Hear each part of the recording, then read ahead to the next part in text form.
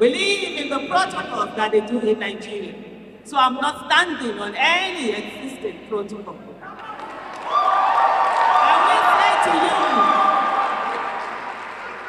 I will say to you that I do not believe that people who have not done excellent jobs should be called excellency. Neither do I believe that people who have behaved dishonorably should be called honorable.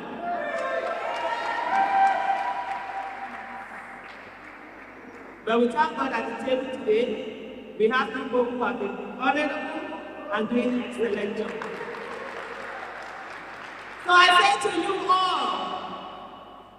all are Nigerians, and no Nigerian is more Nigerian than any Nigerian.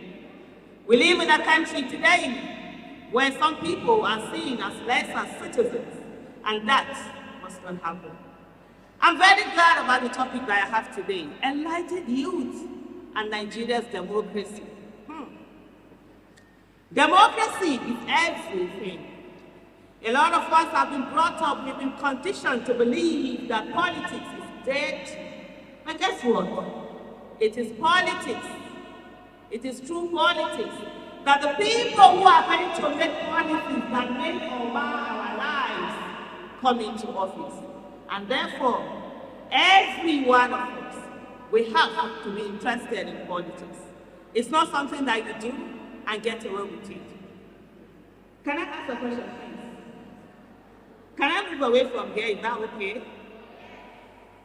Who are the, will you still hear me? You won't be able to hear me? Because I hate being restricted, so sometimes I just walk around with me. But anyway, we'll make it work. You know, for a long time, do you hear when they say you are the future of Nigeria, right? The leaders, I can move, right? You are the leaders of Nigeria. You are the future leaders. Have you ever heard that? I was told the same thing, and yet I'm not changing that. You're not the future of tomorrow. You're not the leaders of tomorrow. You're the leaders of today. So let's start from there. For every place that you find yourself, you have to take ownership. You have to lead. The most important thing, you have capacity. And you have to have the knowledge, the will to learn, unlearn, and relearn. We're no longer in industrial age, where what you knew, what they teach you in the school, is all you have to go through. This is the information age. We are even passing the information age. We are entering the machine age, machine era. So it really doesn't matter what you know. What really matters is how fast can you learn, unlearn, and relearn. Because things are changing at such a speed that most of us can't even keep up with. So I say to you, everyone here, who are you? Who are you? It's a question everyone must answer. And it's a question that you must sit down and ask yourself, who am I? Not what your parents told you who you are. Not what the society has told you who you are. Not what anyone has said who you are. But in your own mind, in your own space, you finding yourself is one of the first steps to being enlightened. Because a lot of people don't find themselves. They go through the motion of society. Sometimes they want to please everyone. And at the end of the day, there is a conflict between the outside and the inside. And it keeps going on. So the first thing you have to do to be enlightened, sit down and ask yourself, who am I? Sometimes it can be a painful experience. Then you sit down and map out yourself. Be truthful to yourself.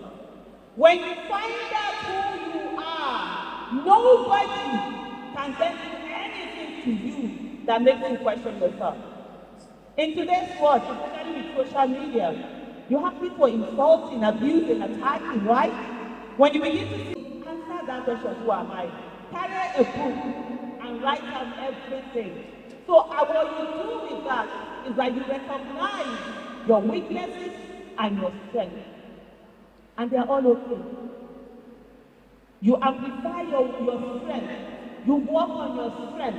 You become better with your strength. And then your weaknesses, you do a little bit about them, but most importantly, contract it out to someone to do. I'm good at speaking. If you give me this mic, I can speak for 10 hours without drinking water. That's my strength. But if you tell me, Aisha, what you're saying, sit down and write a report, I will spend 10 hours. The paper is still black. But you know what? I'm okay with my weakness. Yes, I can push myself and actually write, but that's not my strength. Then why would I bother having to do that? I will simply contract it. I've said this is what I need to say. Put it in writing. You get that's how you work.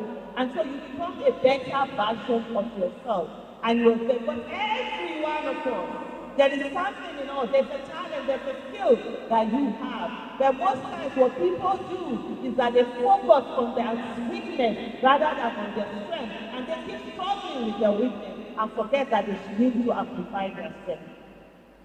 I drove in here today, I wasn't the one driving.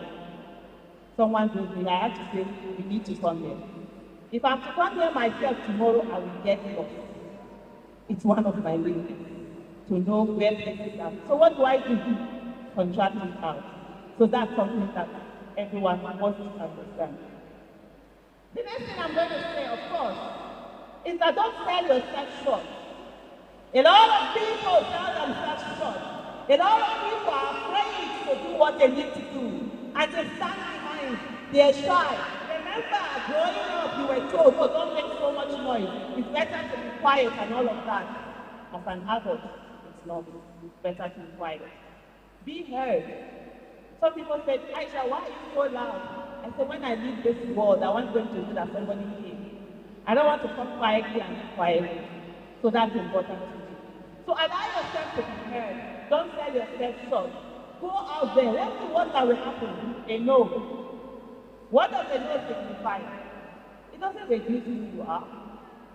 You understand? It doesn't change your height. It doesn't change your color. So if they say no, no problem. You keep going. Failure, they say, is not falling down. Failure is what? Refusing to stand up. You have knowledge. Oh my goodness. Knowledge, knowledge, knowledge. If you're knowledgeable, you can get anywhere. You can speak. It doesn't matter how you look. It doesn't matter how old you are. But when you have that knowledge, whether they like it or not, the will come to you. Because there's something that you have to offer. So it's very important for everyone to ensure in being enlightened that they acquire as much knowledge as they can. To go beyond what course you're reading. Read widely. And today we have good audio books. So you don't even while you're working, you're also reading, you're learning. And then when you get to places, you're able to speak. Because at the end of the day, Nigeria is as good as its citizens. And you are the citizen. Enlightened youth is what we need in this country. People who do not allow religion, tribe, gender, age to divide them. People who stand and ensure that the right thing is done. I say to people, how do you know you are the tribe you are? How do you know you are the tribe you are? They told you, right? You grew up with your parents and they said you're a certain tribe. Why if tomorrow your parents are supposed to say, oh, you know, you were actually adopted, but you are from a different tribe? And probably you created that tribe. What then happens? Together, it's how you work. Divided, you definitely will be conquered. And in today's politics, a lot of people have decided that what they will do is to continue to divide the people so that they will get in there. And they tell you about religion, they tell you about ethnicity, they tell you about gender and all of that. Does hunger know gender? I'm asking a question. Does hunger know gender? Does hunger know religion? Does hunger know tribe? Have you ever gone to the market to buy something and they say, oh, what tribe are you? And you told them they are tribe and they gave it to you for free. If that doesn't happen, then why would you allow it to divide you? For my generation, we grew up under military. We were subdued. We were militarized. We were told that every time we had to obey, even when we didn't we obeyed. But your generation shouldn't make the mistakes that we made. We stayed away from politics. We stayed away and said it was dirty because we were conditioned to believe that it's dirty. It's not. People sometimes, as I was coming in, the conversation we had that okay, democracy probably has failed in Nigeria. Democracy hasn't failed. We have not engaged with democracy. We've stayed away, we've been alone. We feel pride. It's something of a pride for someone to say, you know, I don't do politics. I'm not partisan. So we are all political animals. Every one of us here today, what you're wearing today is not the only cloth that you have, is it? Is what you are wearing the only cloth that you have? No. You made a choice. That's what it is. You have to decide what color. I have a lot of hijabs, but I decided I was going to wear a hijab. Probably would have wear one microphone and we'll be matching and twinning. But I decided to wear it. I made a choice. That's what politics is all about, making a choice. But when we sit back and say that we do not want to be part of it, nature abhors cycle. And people who do not take part in it invariably end up endorsing the ones who are not competent. For Nigeria to work, we have to fix politics. We have to fix politics. Because politics is how we get the people that will be elected to get into office, and then their policies affect every one of us. Who is doing a course that has isolated policies? Executive accountable. They ratify treaties. They have they have these functions where they check on things that are happening. And when there's an appointment, they are the ones who approve, right? And so that's how democracy works. But unfortunately in Nigeria, we don't have that. Yes, the other thing was oversight function. They have oversight function. The legislative arm is supposed to be the most powerful. But in Nigeria today, we have people who are charlatans, who just go in there. They don't know why they're there. Who stand there for their own personal interest rather than the interest of the people. And the first thing they did was to change the national anthem without consulting the people. If the Nigerian people had been consulted and they decided that they wanted to be enslaved to a country that held us, that colonized us, and go back to an anthem that was written by a foreigner and throw away the anthem that was written by Nigerians, then we'll say that's what Nigerians wanted, and you respect the wishes of the people. But when there's no consultation, it's a problem. And that's why we must engage in democracy. If we had at the National Assembly, the State House Assembly, enlightened youth, enlightened citizens, then we don't allow this to happen. Then we hold the executive accountable. Because in the three arms of government, the executive is actually the weakest, but it is the one that has money. And then unfortunately in Nigeria, Ghana must go work with us. So people are ready to sell their soul for them to go in there. But at the same time also, you can't blame them money. Anybody that has paid for votes, it's no longer democracy, it's no longer politics, it's now business. If people spend their money to enter offices, they pay people to vote for them. So we don't have the moral justification to tell them not to do what they're doing because they pay for it.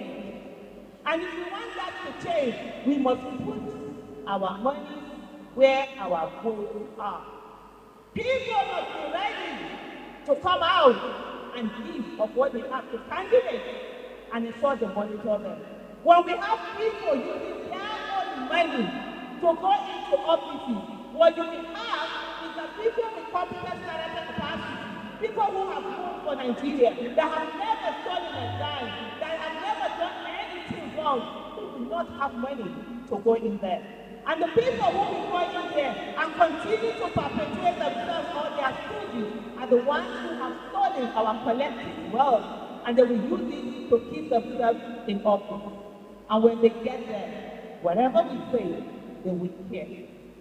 The greatest room for activism, the greatest place for activism is the bold unity. That's where the number one protest starts from. You go